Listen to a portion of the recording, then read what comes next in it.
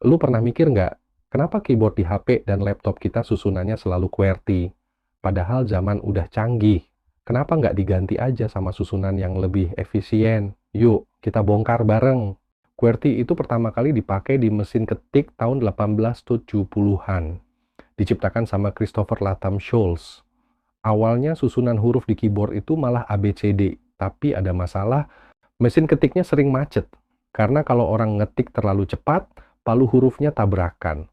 Akhirnya huruf-huruf yang sering dipakai dibikin agak jauh, biar orang ngetiknya lebih lambat dan nggak bikin mesin rusak. Nah, susunan itulah yang sekarang kita kenal sebagai QWERTY Aeronis ya. Dibuat biar lebih lambat, tapi malah jadi standar dunia sampai sekarang. Pertanyaannya, kok masih dipakai sih? Bukannya zaman udah digital, nggak bakal macet lagi dong?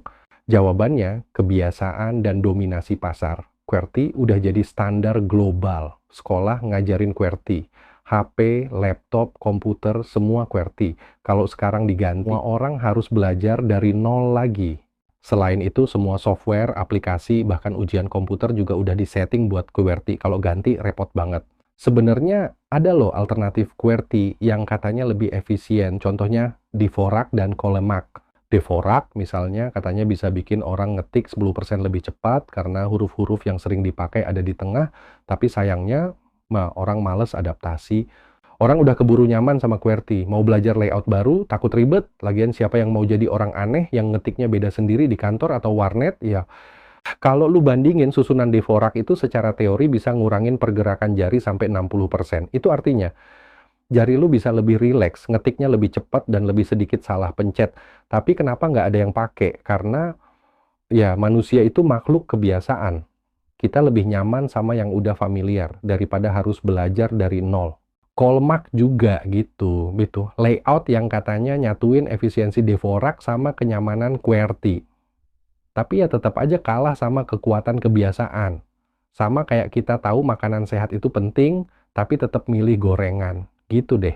Coba bayangin gini, QWERTY itu kayak jalan raya tua yang dibangun zaman dulu. Jalannya sempit, banyak belokan, bahkan kadang bikin macet. Tapi karena udah dipakai sejak dulu, semua orang udah hafal jalurnya. Supir bus, tukang ojek, sampai orang yang baru belajar nyetir, semuanya diajarin lewat jalan itu. Lalu ada nih jalan baru yang lebih mulus, lurus, dan lebih cepat, tapi begitu ditawarin, orang-orang mikir, ngapain gue pindah? Gue udah keburu nyaman sama yang ini. Padahal sebenarnya jalan baru itu bisa hemat waktu, bahan bakar, dan bikin perjalanan lebih gampang. Masalahnya, butuh kerja keras buat semua orang pindah bareng-bareng ke jalan baru itu. Nah, itulah QWERTY. Bukan karena dia terbaik, tapi karena semua orang udah ngikutin. Dan makin banyak yang ikut, makin sulit buat ganti. Kalau lo suka belajar hal baru, atau sekadar pengen tahu kenapa sesuatu bisa begitu, silakan ikutin Zero Lab. Karena kadang hal yang paling sederhana justru paling menarik buat dipahami